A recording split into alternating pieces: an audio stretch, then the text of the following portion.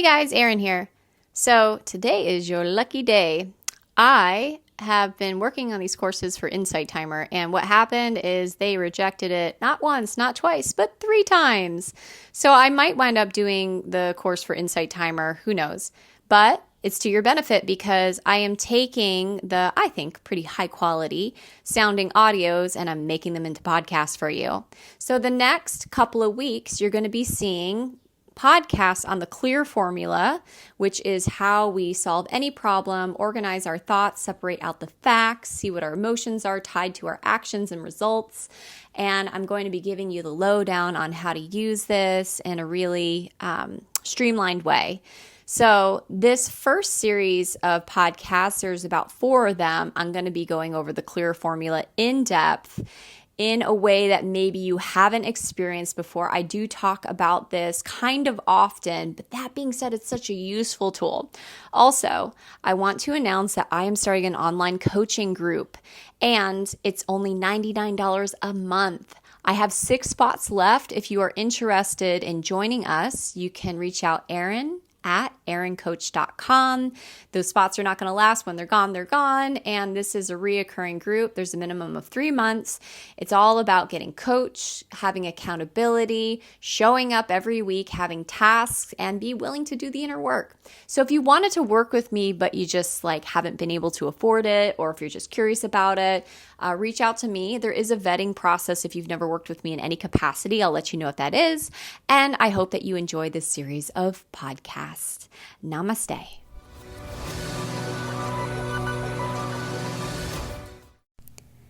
Hello, and welcome back to your second installment of the CLEAR Formula Masterclass with Erin Garrity.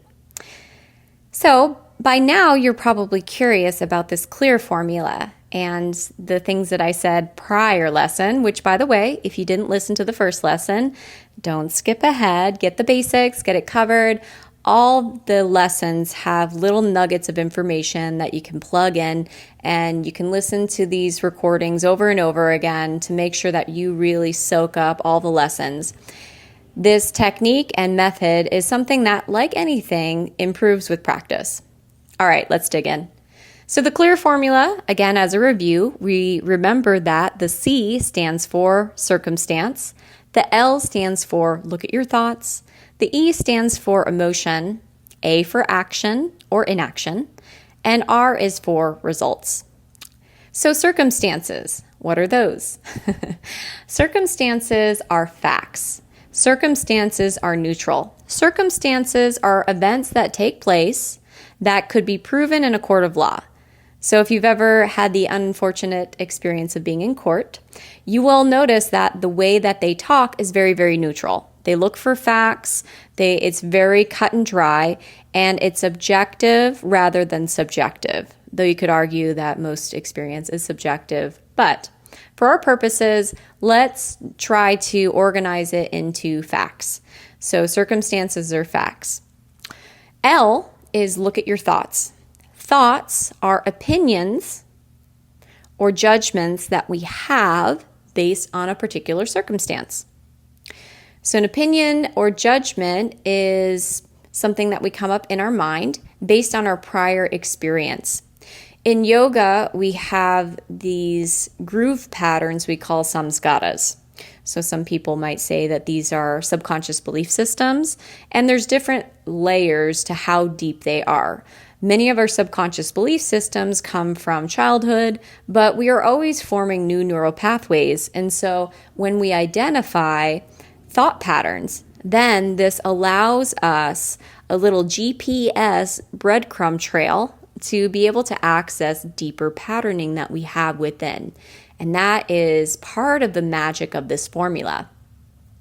Now, as a result of our thoughts, that is going to create an electromagnetic pull in our body, and we're going to have a vibration in our body as a result of the thoughts that we choose. You'll hear me say that often, because we choose our thoughts, whether conscious or unconscious. So emotions are vibrations that we have in our body based on the thoughts.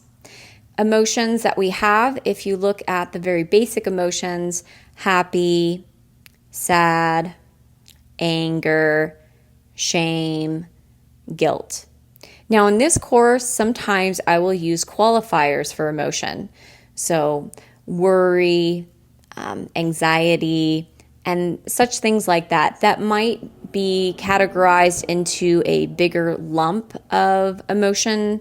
But for this course, I find that using qualifiers really simplifies everything, and we're able to get to the root cause in the same way. So you'll hear me use qualifiers throughout this course. Okay.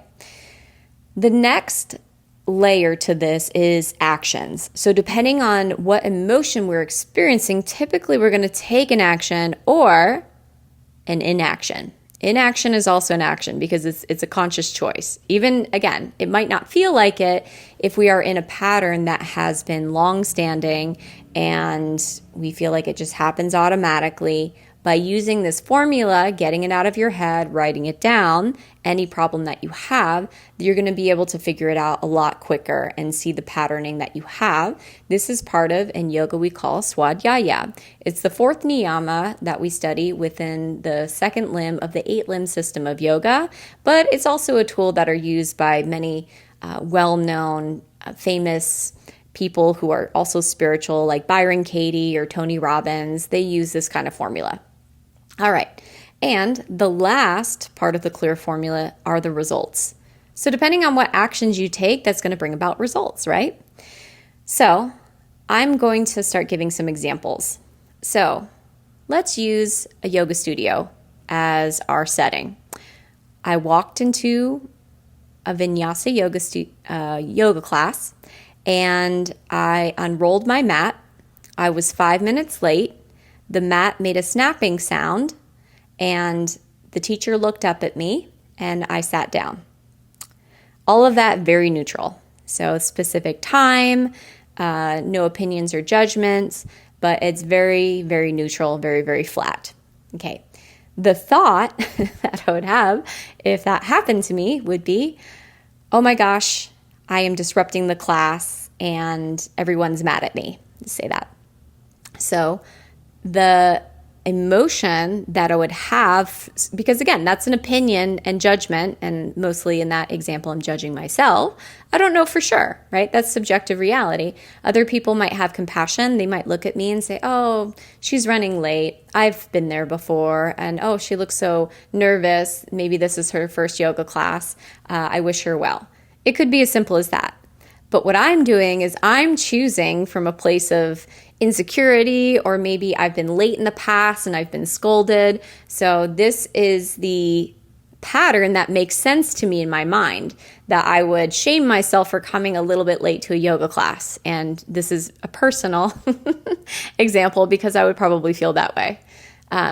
So then the emotion that I'm going to feel is shame. So some kind of insecurity, some kind of shame, because I came late. It's like, gosh, I'm interrupting people's time.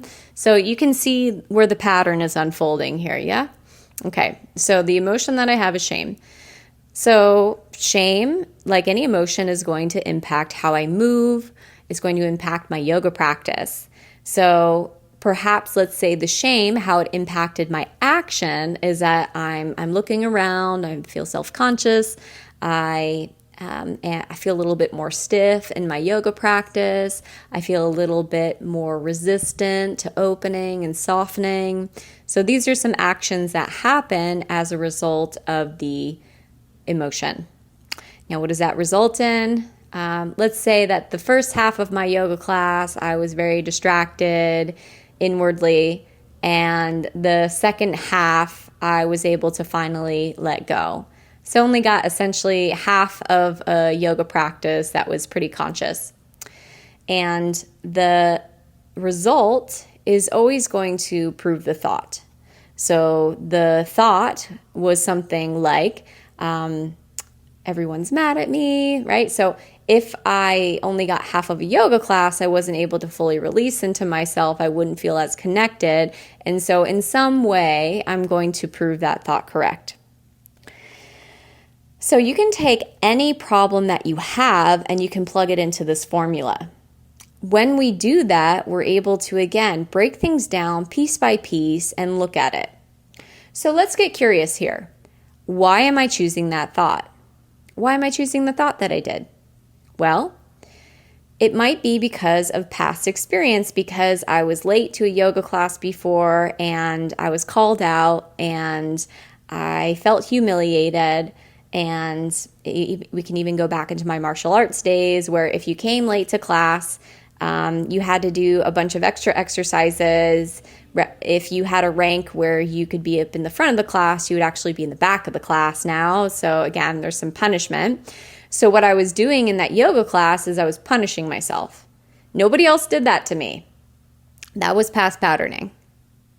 So I hope that example, it might hit home like, oosh, yes, I feel that way. And many of us have shared experiences, maybe not in the same time frame, but shared experiences of having done something that we got punished for. And then as adults, we take that with us and we decide, this is what I've been taught. I need to punish myself. That is the appropriate action.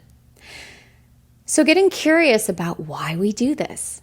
And knowing that also maybe you're hearing my voice and relating to me because I'm giving just true examples from my life, is that we've all had these experiences that make us feel less than. We all have these thoughts and these emotions that compile inside of our bodies and then affect our actions. And so here's the good news. We get to choose. You get to choose what thoughts that you have. And so if in that circumstance, I'm going to erase that thought. So let's just imagine I wrote it on the board and I'm taking an eraser and I'm wiping away the thought. The circumstances are still the same. I was still late 5 minutes. The teacher looked at me. I unrolled my mat. It made a little sound. All of those things are still the same. The thought I'm going to choose to have now is the teacher is happy that I made it, even though I'm late. Now, if you try on that thought, kind of like you're trying on a suit coat in a dressing room, like, oh, this fits like a glove. Wow, this feels great. Or you try a suit coat on, you're like, this doesn't fit too well. Maybe I'll try a different size. But let's say that the thought that we're choosing fits like a glove. How does it feel? What's the emotion? Well, that emotion, if I think that somebody's happy that I'm there, I feel happy or I feel peaceful. Yeah. When I feel peaceful or happy, and let's go ahead and choose happy. If I feel happy, I'm going to be much more relaxed in my practice. I'm going to open up my body. I'm going to let my muscle fibers stretch. I'm going to focus inward. And I'm going to be much more present for my yoga practice than I would be otherwise. And as a result of that, I'm so glad that I came to yoga. Even though I was late, I'm glad that I came. And if I look at the result proving the thought, my teacher is glad I was there. I was glad I was there. It all works out. It all makes sense. So I hope that you see how I took that circumstance and I just completely changed my thought about it.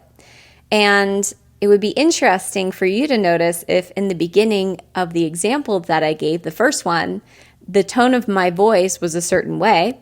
And now that I'm happy because I'm feeling it in real time in my body, my voice probably changed a little bit to a little bit lighter, a little bit more open, because I certainly feel it in my body. So you are powerful. The power of your mind, it's a brilliant technology that we can choose to work with. But a lot of times it feels mystifying, like we don't have any control over it whatsoever. This method helps you to organize these little pieces that are happening in your reality and then remember that you have a say. You have a choice. You can do this and practice this. See if you can find an example and plug in the clear formula. And I will be back in the next episode with some troubleshooting tips and then a way to hop into your next formula so that you can choose your reality. Namaste. Thank you so much for listening.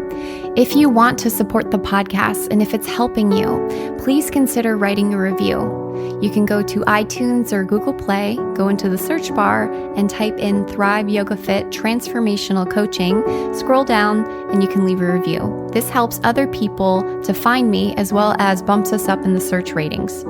Also, this podcast is sponsor-free, so that means we don't receive anything for doing it. If you feel so inclined and this podcast is helping to support you and you want to return the favor and help to support any production costs of the podcast, feel free to give a donation to a Venmo link, Thrive Yoga Fit, or PayPal, Erin@erincoach.com. If you don't have the means, don't worry about it. We're not going anywhere. You're all good. But if you would like to give back, you can give back in those ways. Thank you so much. Namaste.